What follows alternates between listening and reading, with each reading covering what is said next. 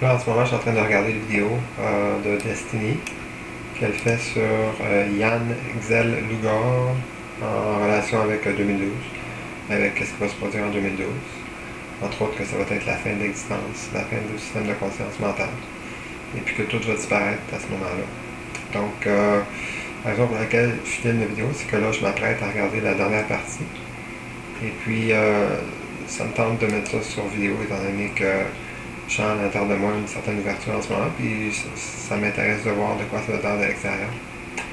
Donc, de voir comment je vais réagir dans les micro-détails au niveau de mes expressions faciales face à ce que je vais regarder, c'est-à-dire la troisième partie qui relate qu'est-ce qui s'en vient, c'est-à-dire 2012 en tant que la fin du monde. Puis également, qu'est-ce que je veux faire, c'est que suite à cette vidéo-là, ben, je veux parler de ma journée. Mais disons que l'impression de la journée a changé depuis que j'ai commencé à regarder des vidéos.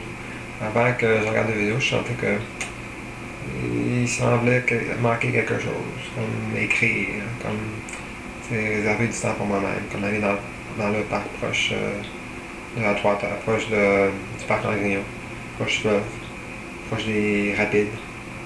Puis de passer le temps avec moi-même, m'enregistrer, écrire, prendre du soleil, voir les gens, etc. Ça, c'est. Je me suis habitué à cette routine-là dernièrement, puis aujourd'hui, ben, j'ai pas. J'ai pas suivi cette routine-là. En partie à cause de la température, puis également en partie à cause du fait que j'ai été voir deux films au cinéma. J'avais l'intention au départ d'aller voir seulement un film qui était The Happening. Ben, j'ai finalement terminé par aller voir deux films, étant donné que bon, je voulais profiter du fait que j'avais déboursé un montant relativement important d'argent pour voir le point de film. Je trouvais pas qu'il était suffisamment. Dans le sens que j'en avais pas pour mon argent, donc j'ai été voir le film Kung Fu Panda par la suite qui m'a vraiment plu. Et puis j'ai fait des self-forgiveness par rapport à ça parce que j'ai senti un sentiment d'élation alors que je regardais le film, en particulier parce que je me voyais à travers le personnage, c'est-à-dire le panda qui était assez rabougri, assez gros.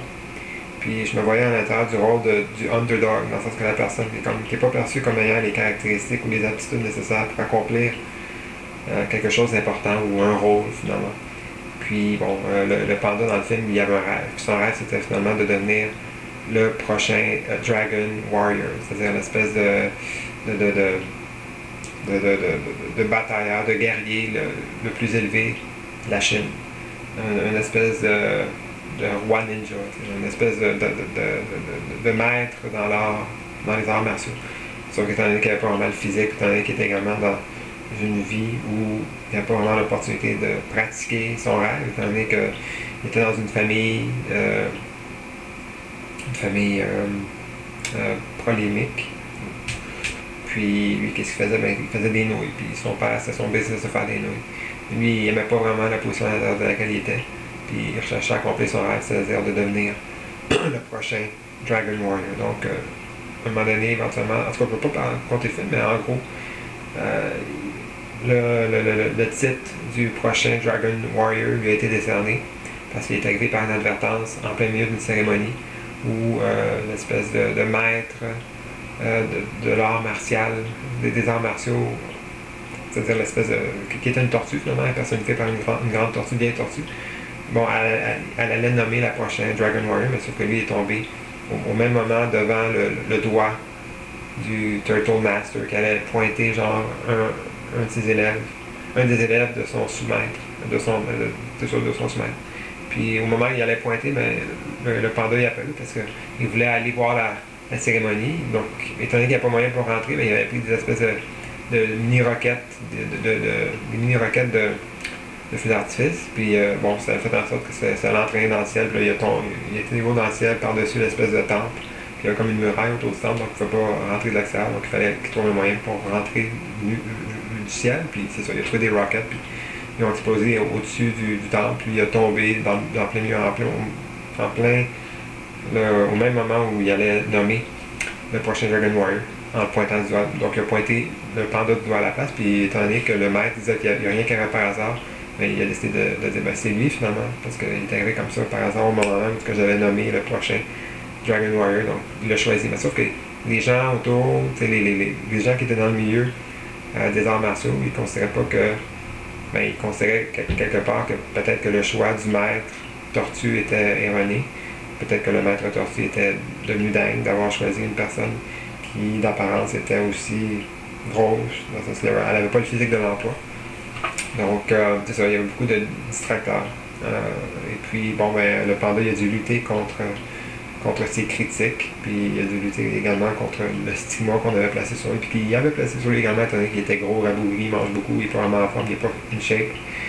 Puis les autres qui savaient traîner, qui avaient passé des années à s'entraîner pour devenir le prochain Dragon Warrior, ben, eux autres étaient déçus de voir que le titre allait être décerné à quelqu'un qui n'avait absolument aucune pratique dans le domaine. Alors que les autres, ça fait des années qu'ils se pratiquent, donc il y avait un petit peu de jalousie, puis, bon, en tout cas, pas vraiment beaucoup, mais je veux dire, il y avait un petit peu d'incompréhension, puis c'est comprenable dans le fond, compte tenu de la circonstance. Il y avait un groupe qui se pratiquait depuis longtemps, puis il y en a un qui apparaît comme ça au hasard, parce que lui il a un rêve qui allait devenir le prochain Dragon Warrior, puis il apparaît comme ça au hasard, puis il est choisi comme le prochain Dragon Warrior, donc il y avait une certaine forme d'injustice que les gens, que ceux qui travaillaient pour devenir le prochain Dragon Warrior depuis des années ont senti, puis bon, ça a créé de l'animosité entre le panda puis le reste.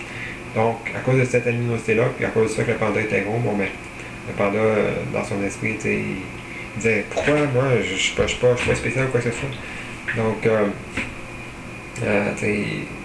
ben, finalement, le maître qui s'occupait de traîner le panda, parce qu'au départ, le sous-maître de la tortue, finalement, une espèce de petit fox, lui, il considérait que le panda, c'était un mauvais choix du maître tortue, mais étant donné que le maître tortue, c'était son supérieur, il ne voulait pas le contredire, donc il voulait faire en sorte que le panda démissionne en lui imposant un entraînement trop relevé pour son type de personne.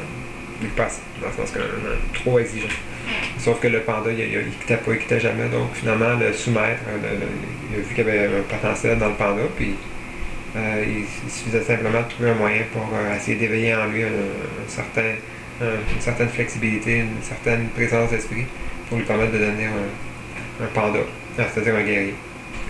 Donc, il a réalisé, au fur et à mesure qu'il l'entraînait, que le panda avait une certaine affinité pour la nourriture, puis il a vu que lorsque le panda voulait de la nourriture, même de la nourriture qui peut paraître comme étant comme un certain moment donné dans l'histoire, le sous-maître Fox, il avait dit au panda qu'il y avait des biscuits au-dessus d'un étagère qui était vraiment élevé par rapport à où le panda était. Mais sauf que le panda, il avait tellement faim qu'il a tout fait pour se rendre, puis il a fait des manœuvres, des saltos arrière, des savades pour se rendre jusqu'au sommet de l'armoire pour chercher les biscuits. Ça l'a fait réaliser au sous-maître qu'il y avait un potentiel là derrière ça. Donc il a utilisé la nourriture par la suite, durant les entraînements subséquents, pour faire en sorte que le panda devienne un guerrier ninja. Il a utilisé la nourriture justement comme initiative, pour faire en sorte que le panda sorte de son cocon, pour faire en sorte que le panda se révèle être un ninja dans le fond. Puis ça a fonctionné. Donc, puis à travers ça, bon, puis à la fin, pour essayer de conclure rapidement l'histoire du film, bon, il a confronté un des anciens élèves du sous-panda, c'est-à-dire du sous-maître, l'espèce de fox, qui s'était rébellé contre le sous-maître, parce que le sous-maître et le maître tortue avaient décidé qu'il n'allait pas devenir le prochain Dragon Warrior, parce que le maître tortue, il voyait en lui qu'il y avait de la haine. Puis le maître tortue, c'est le grand maître, c'est lui qui a décidé que le panda allait devenir le prochain Dragon Warrior. Bon, ben lui, il cherchait quelque chose de spécial. Non, c'est-à-dire pas seulement l'habilité, parce que l'élève qui s'est rébellé contre le sous-maître, il avait vraiment les habilités, il était vraiment exceptionnel, c'était le meilleur finalement, mais sauf qu'il n'y avait pas la qualité qui était recherchée par le grand maître, c'est-à-dire la tortue, c'est-à-dire une espèce d'étincelle au niveau du cœur. Et puis qu'il voyait dans le panda, mais malgré que le panda n'avait pas les habilités, il y avait pourtant les étincelles. Donc, finalement, la menace qui régnait autour du clan, du village, de la vallée, c'était que l'ancien élève, il s'est rescapé. C'est-à-dire qu'il s'est évadé de la prison à l'intérieur de laquelle il avait été placé pour le maintenir, pour le contenir. Mais fait que là, tout le monde avait peur qu'il allait venir se venger contre son sous-maître, contre son maître seulement. Parce qu'il lui voulait absolument devenir le prochain Dragon Warrior. Mais le sous-maître ne voulait pas lui laisser devenir parce que le grand maître, la tortue, a dit non. Sauf que lui, il était frustré, il avait beaucoup de frustration parce qu'il avait passé sa vie à s'entraîner pour devenir le Dragon Warrior, puis là, il a été refusé. Donc lui, il sait qu'il est bon, qu'il est meilleur. Donc finalement, Tout le monde avait peur qu'elle allait revenir, puis éventuellement il est revenu, finalement il est revenu, mais quand il est revenu, ben, le panda il était prêt. Puis là, le panda s'est révélé à lui-même il s'est révélé vraiment, parce que finalement, également, qu'est-ce que l'élève du maître voulait? C'était une espèce de scroll qui était réservé au Dragon Warrior. Mais sauf que ce scroll-là, c'est comme le prix. C'est comme l'espèce de trophée ou la Coupe Stanley des élèves qui tentaient de devenir le prochain Dragon Warrior. Sauf que ce trophée-là, le scroll, qui contenait une espèce de pouvoir magique, parce qu'il y avait un texte qui n'avait jamais été lu par personne dans le scroll. Donc tout le monde imaginait que le texte comportait quelque chose d'absolument magique, dans le sorte que la personne qui lirait se révélerait en elle le Dragon Warrior Magic Move, quelque chose comme ça, tu sais. Donc tout le monde idéalisait le scroll. Tout le monde pouvait devenir Dragon Warrior, idéalisait le scroll, dont l'élève qui avait été rejeté parce qu'il s'avait révélé contre son maître. Donc lui, la seule chose qu'il voulait, c'était le scroll. Mais le scroll, il avait été donné au panda, parce que le panda, il avait le cœur pour. Le panda, quand il l'a ouvert, il a vu qu'il n'y avait absolument rien d'écrit dedans. Le gars était déçu au départ, il dit, ben il n'y a rien, mais il voyait sa réflexion dessus. Puis quand il a dit il n'y a rien, on voyait sa réflexion sur le scroll. Donc ça a fait réaliser éventuellement que c'est lui, finalement, puis il n'y en a pas de secret, il n'y a pas d'ingrédient secret, c'est au niveau de comment moi je me crois. Si je me crois suffisamment, dans le sens que la seule recette, c'est la foi en soi, finalement. C'est ça le message profond du film. Donc lui, en voyant qu'il n'y avait rien, ben éventuellement, il a réalisé qu'en faisant pareil avec ce que son père, qui travaillait pour les nouilles, lui a dit, parce que lui aussi, lui, il avait une espèce d'idée face à un ingrédient magique pour faire en sorte que ses nouilles soient si bonnes que ça. Donc le père du panda, il avait dit à son fils, à un moment donné, qu'il y avait un ingrédient magique, qui faisait en sorte que la recette était bonne, que les nouilles étaient bonnes, de sorte qu'il n'a jamais révélé l'ingrédient magique à son fils, le panda. Mais il l'a révélé vers la fin, puis il a dit que l'ingrédient magique, c'était rien. Donc là, il a fait le parallèle avec le scroll qui avait rien, puis l'ingrédient magique, il a réalisé finalement que la seule chose qu'il faut, c'est de s'y mettre à fond. Puis on s'y met à fond quand on se croit à travers ce qu'on fait. Donc finalement, lui, il s'est cru à être le Dragon Warrior, puis là, il s'est comme révélé vraiment naturellement, sans aucune aide extérieure, à tout avoir en lui pour faire face à l'opposition. Donc l'espèce de l'élève qui s'est rébellé, mais ils se sont battus, puis c'est le panda qui a gagné. Donc, finalement, moi, à travers ce film-là, je me suis vu à travers le panda, parce que le panda, c'est comme les underdogs. Tout le monde le refusait, tout le monde le rejette. Un peu comme moi, je me sens face à la société, dans le sens que j'ai pas l'impression que les gens m'acceptent. Mais le message, dans le sens que j'ai réagi, j'ai eu des émotions, d'élation, des joies, comme un bouillonnement, j'ai ri, mais dans le sens que the movie made me feel good. Puis je sais que cette sensation-là de bien-être intérieur qui bouille, ben, est en relation avec l'autre sensation d'être inférieur. Parce que finalement, ce bouillonnement-là d'énergie en de moi existe parce que, à d'autres temps, je me sens inférieur, plus petit que les autres. Mais ce film-là me fait sentir grand à l'intérieur de moi parce que j'ai vu avec mes yeux un exemple d'une personne qui est comme moi et puis qui pourtant surmonte l'opposition, réussit à surpasser l'opposition. Donc moi, ça m'a comme envoyé un message, me dire que moi aussi, je suis capable d'y arriver. Puis cette sensation-là, elle existe seulement en relation avec son opposition, c'est-à-dire la sensation d'infériorité. Donc, qu'est-ce que j'ai fait quand je suis arrivé chez nous? J'ai appliqué le pardon de soi. Ben, pas quand je suis arrivé chez nous, je veux dire, oui, je l'ai fait quand je suis arrivé chez nous, mais aussi pendant le film, puis après le film, j'ai appliqué le pardon de soi. Et puis, ça l'a travaillé. Puis moi, un des trucs pour savoir si j'applique le pardon de soi correctement, c'est que quand je l'applique ma centrée, vraiment, sur moi, en tant que moi, ben, tout après je l'applique, mais je sens une bouffée d'air, de respiration naturelle qui s'opère. Puis cette bouffée d'inspiration-là me renvoie à maintenant, à ici. Et puis en me renvoyant ici, ben, c'est l'objectif du pardon de soi, c'est d'être ici, constamment stable. Et puis, c'est ça. Donc finalement, le parallèle, c'est que c'est ça que je voulais compter par rapport à ma journée. Puis le film d'avant ça, Happening, n'était pas vraiment bon. Parce qu'importe le plus important. Bon, en tout cas, qu'importe pas le plus important, mais le plus important, c'est que je sois ici maintenant, puis que j'applique le pardon de soi, puis que je suis présent. Puis là, je vais regarder les vidéos, puis si j'ai des commentaires, ben, je vais les dire après. Donc, c'est Destiny Present, this interdimensional portal interview, Mayan calendar and end of time. Je vais sûrement avoir l'opportunité d'entendre ce qu'elle dit aussi. j'écoute.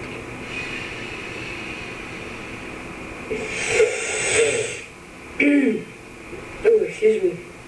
This is Ian Lumble. Excuse me. Just clearing my expression here. Okay, so we're continuing with the Mayan calendar. Now,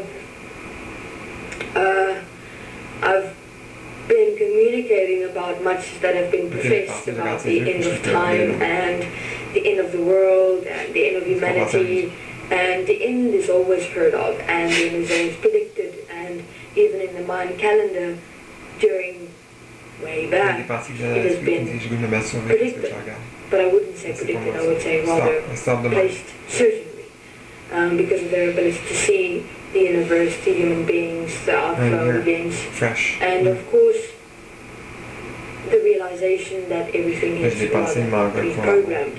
But what is the definition of pre-programmed but preordained as well? And that we're all actually living what has already been manifested or designed or placed. But what I have ended off with in my previous interview is what has not been expected is what happens when everything ends. That is a question many beings ask. What happens? What becomes of us? Who will we be? What will we do? Does everything really end? And I would say the following. The end is perceived to be that everything becomes destroyed to nothing, that nothing will exist, that the trees will be lost, that the world will be lost, that the universe will be lost, that human beings won't exist anymore. And to a certain extent, that is true. But wait, what has not been expected is that there exists something at the end of time, at the end of the world, at the end of human beings, which the Mayan calendar could not equate, could not understand, and therefore the Mayan calendar ends. Because what exists then is us. What remains is who we are. And who we are is not defined by this world, is not defined by the universe, is not defined by other human beings, is not defined by Earth, is not defined by anything that exists in existence for that matter. And at the moment the Mayan calendar was linked or equated and designed and manifested according to the self-definition of each human being in this world, their lives, their preordained experience of themselves. And for every beginning there is an end, yes, but who we are is the beginning and is the end. Fascinating. And the Mayan calendar, for that matter, in terms of the 2012 prediction, what is that prediction but the end of the beginning? And the end of what we have designed and allowed ourselves to participate in this world as preordained, pre-programmed mind consciousness systems, which is what we've allowed and accepted ourselves to become. And it's not only us, it's everything, because we're in it, we're as it. And basically the end the Mayan calendar predicts is the end of this pre-programmed mind consciousness existence. But what is the end is completely not understood. It means the end of what we all in entirety have accepted and allowed, the end of much things. But it doesn't mean the end all, it doesn't mean the end. Or maybe it will, we don't know.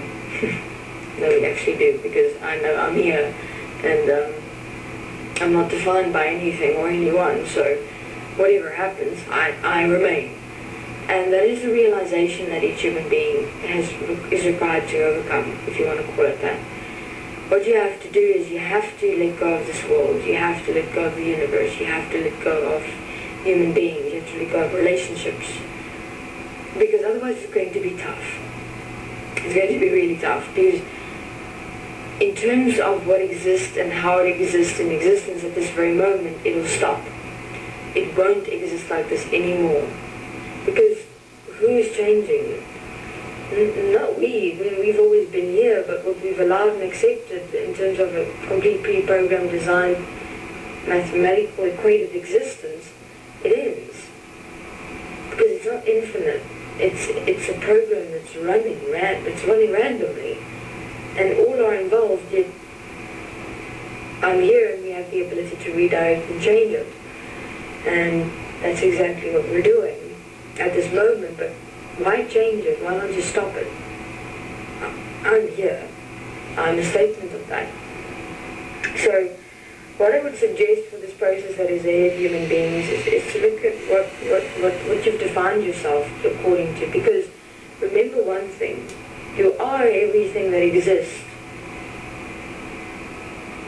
Yet you're not defined by even the unmanifested existence and creation of yourself. It's interesting, eh? I mean, have you ever looked at it from that perspective? I haven't.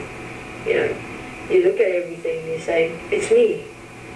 But it's me, yet I'm not defined by me even as a manifested expression, because if I would define myself to this world, how limited would I be? What would exist?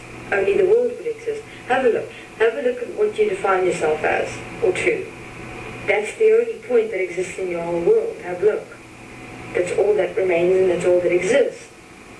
And human beings seem to fear to give such things up to which they've defined themselves as, because they think they'll have nothing, they'll be nothing. That's sad. Because you are already nothing. Because you've defined yourself to one singular point or one singular manifestation in this world. So human beings, what I wanted to say is that it hasn't been expected that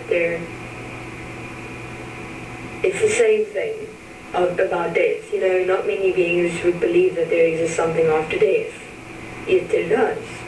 That there exists something after an end, yet there does. And I'd say that is what we're required to find out, right? What exists at the end. What exists as the Mayan calendar predicts 2012, the end.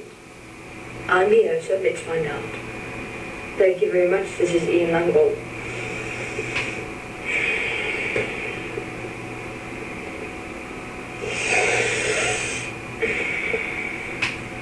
Bon, fait que c'est ça la vidéo, finalement. Ah, je sais pas si mes états internes sont visibles, ont été visibles sur la vidéo, mais je me sens bien. Je me sens allumé, comme. I forgive myself that I've allowed myself to believe and perceive that I am enlightened by what I see when I listen to videos made by Destiny.